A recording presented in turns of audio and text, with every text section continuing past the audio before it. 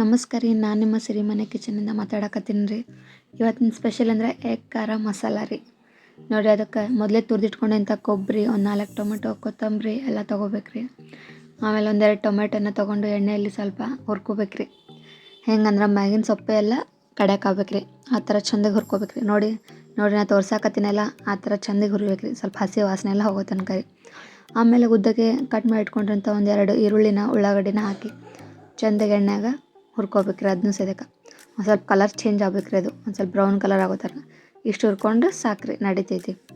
ಆಮೇಲೆ ಕಟ್ ಮಾಡಿ ಇಟ್ಕೊಂತ ಒಂದೆರಡು ಟೊಮೆಟೊ, ಉದ್ದಗೆ ಕಟ್ ಮಾಡಿರೋಂಥ ಒಂದೆರಡು ಉಳ್ಳಾಗಡ್ಡಿ ರೀ, ಶುಂಠಿ, ಕೊತ್ತಂಬರಿ, ಕರಿಬೇವು ರೀ. ಆಮೇಲೆ ಒಂದು ಮಿಕ್ಸಿ ಬೌಲಿಗೆ ರೀ ಒಂದು ಸ್ವಲ್ಪ ತೊಳೆದಿಟ್ಕೊಂಡಿದ್ವಲ್ಲ ಆಗಲೇ ಕೊಬ್ಬರಿ, ಆಮೇಲೆ ಹುರಿದಿಟ್ಕೊಂಡಿದ್ವಲ್ಲ ಒಂದೆರಡು ಟೊಮೆಟೊ ಹಾಕ್ಕೋಬೇಕ್ರಿ.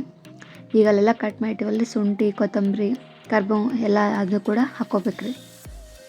ನೋಡಿರಿ, ನನ್ನ ಚಾನಲ್ನ ಸಬ್ಸ್ಕ್ರೈಬ್ ಮಾಡೋದು ಮಾತ್ರ ಮರಿಬೇಡ್ರಿ. ನೆನಪಲ್ಲೇ ಸಬ್ಸ್ಕ್ರೈಬ್ ಮಾಡಿರಿ, ಒಂದು ಲೈಕ್ ಕೊಡಿರಿ ನನ್ನ ವಿಡಿಯೋಕ್ಕೆ. ಯಾಕಂದ್ರೆ ನಾನು ನೆಕ್ಸ್ಟ್ ಯಾವುದೇ ವಿಡಿಯೋ ಹಾಕೋರಿ ಟಕ್ ಅಂತ ನೀವು ಮೊಬೈಲ್ ನೋಟಿಫಿಕೇಷನ್ ಬರ್ತೈತ್ರಿ. ಅದಕ್ಕೆ ಮೊದಲು ಸಬ್ಸ್ಕ್ರೈಬ್ ಮಾಡಿರಿ. ಕರಿಬೇವು, ಕೊತ್ತಂಬರಿ ಎಲ್ಲ ಹಾಕೋದಾದ್ಮೇಲೆ ಅವಾಗಲೇ ಹುರಿದಿಟ್ಕೊಂಡಿದ್ವಲ್ಲ ಉಳ್ಳಾಗಡ್ಡಿ ಅವನು ಹಾಕ್ಕೋಬೇಕ್ರಿ. ನೆಕ್ಸ್ಟ್ ಒಂದು ಸ್ವಲ್ಪ ಜೀರಿಗೆ, ಉಪ್ಪು ಎಲ್ಲನೂ ಹಾಕಿ ಮಿಕ್ಸ್ ಮಾಡ್ಕೋಬೇಕ್ರಿ. ಹಾಕಿ ಅದನ್ನು ಸಣ್ಣಗೆ ಒಂದು ಸ್ವಲ್ಪ ಪೇಸ್ಟ್ ಮಾಡಿ ಇಟ್ಕೋಬೇಕ್ರಿ.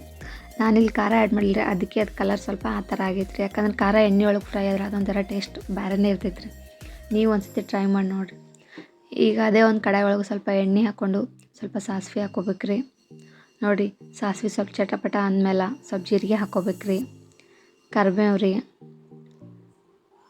ನೋಡಿ ಹೆಂಗೆಲ್ಲ ಇದಾಗ್ತಾವೆ, ಹಾಗೆಲ್ಲ ಆದಮೇಲೆ ಹಾಕ್ಕೋಬೇಕ್ರಿ. ಈಗ ಸ್ವಲ್ಪ ಕರಿಬೇವು ಚಟಪಟ ಎಲ್ಲ ಅಂದಮೇಲೆ ನಾವು ಕಟ್ ಮಾಡಿ ಇಟ್ಕೊಂಡಿವಲ್ಲ ಅವೆಲ್ಲ ಈರುಳ್ಳಿ ಹಾಕ್ಕೋಬೇಕ್ರಿ. ಈರುಳ್ಳಿ ಸ್ವಲ್ಪ ಚೆಂದಾಗೆ ಫ್ರೈ ಮಾಡ್ಕೋಬೇಕ್ರಿ. ನೋಡಿರಿ, ಎಲ್ಲ ಮಿಕ್ಸ್ ಮಾಡ್ಕೋಬೇಕ್ರಿ ಚೆಂದಾಗೆ ಎಣ್ಣೆ ಒಳಗೆ. ಸ್ವಲ್ಪ ಹಸಿ ವಾಸನೆ ಹೋಗೋ ತನಕ ಚೆಂದಾಗಿ ಹೊಡೆದ್ರೆ ಬಾಯಾಗ ಟೇಸ್ಟ್ ಮಾತ್ರ ಭಾರಿ ಇರ್ತೈತೆ ರೀ. ಈಗ ಕಟ್ ಮಾಡಿ ಇಟ್ಕೊಳ್ಳೋವಂಥ ಟೊಮೆಟೊನ ಹಾಕಿ ಚೆಂದಾಗಿ ಮಿಕ್ಸ್ ಮಾಡ್ಕೋಬೇಕ್ರಿ. ಟೊಮೆಟೊ ಈರುಳ್ಳಿ ಹೆಂಗಂದ್ರೆ ಎಣ್ಣೆ ಎಲ್ಲ ಸಪ್ರೇಟಾಗಿ ಕಾಣ್ಬೇಕ್ರಿ. ಟೊಮೆಟೊಲ್ಲಿರೋ ನೀರೆಲ್ಲ ಹೋಗಿ ಆವಾಗ ಚೆಂದಾಗಿ ಫ್ರೈ ಆಗ್ಯದಂತ ಅನಿಸ್ತೈತಿ. ನೋಡಿ, ಎಲ್ಲ ಎಣ್ಣೆ ಹೆಂಗೆ ಸಪ್ರೇಟ್ ಬಂದೈತ್ರಿ. ಈಗ ರುಬ್ಬಿಟ್ಕೊಂಡಿದ್ದೆಲ್ಲ ಅದಿಷ್ಟು ಎಲ್ಲ ಮಸಾಲೆ ಎಲ್ಲ ಹಾಕಿ ಚೆಂದಾಗಿ ಮಿಕ್ಸ್ ಮಾಡ್ಕೋಬೇಕ್ರಿ ಒಂದು ಸತಿ. ನೋಡಿರಿ, ನಾ ಹೆಂಗೆ ಮಾಡಾಕತ್ತೀನಿ. ಮತ್ತೆ ಹೇಳಾಕತ್ತದ ಬೇಜಾರು ಮಾಡ್ಕೋಬೇಡ್ರಿ. ನನ್ನ ಚಾನೆಲ್ನ ಮೊದಲು ಸಬ್ಸ್ಕ್ರೈಬ್ ಮಾಡ್ಕೊರಿ, ನನ್ನ ವಿಡಿಯೋಕ್ಕೊಂದು ಲೈಕ್ ಕೊಡಿರಿ. ನೋಡಿರಿ, ಚೆಂದಾಗಿ ಎಲ್ಲ ಮಿಕ್ಸ್ ಮಾಡ್ಕೋಬೇಕ್ರಿ. ಹಿಂಗೆ ಚೆಂದಾಗಿ ಹಸಿ ವಾಸನೆ ಹೋಗೋ ತನಕ ಒಂದು ಸ್ವಲ್ಪ ಹಾಗೆ ಕಾಯಿಡ್ಸ್ಕೊಂತ ಹುರ್ಕೋಬೇಕ್ರಿ, ಫ್ರೈ ಮಾಡ್ಕೋಬೇಕ್ರಿ. ಈಗ ಅದಕ್ಕೆ ನಾನು ಸ್ವಲ್ಪ ಕೆಂಪು ಖಾರದ ಪುಡಿ ಸೇರ್ಸಕತ್ತೀನಿ ರೀ. ನಿಮ್ಗೆ ಎಷ್ಟು ಬೇಕು, ನೀವು ಖಾರ ಜಾಸ್ತಿ ತಿಂದರೆ ಸ್ವಲ್ಪ ಖಾರ ಜಾಸ್ತಿನೇ ಹಾಕ್ಕೋಬೋದು, ಇಲ್ಲ ಸ್ವಲ್ಪ ಕಡಿಮೆ ಹಾಕೊಂಡು ನಡಿತೈತಿ. ನಾವು ಸ್ವಲ್ಪ ಖಾರ ಜಾಸ್ತಿನೇ ತಿಂತೀವಿ ರೀ.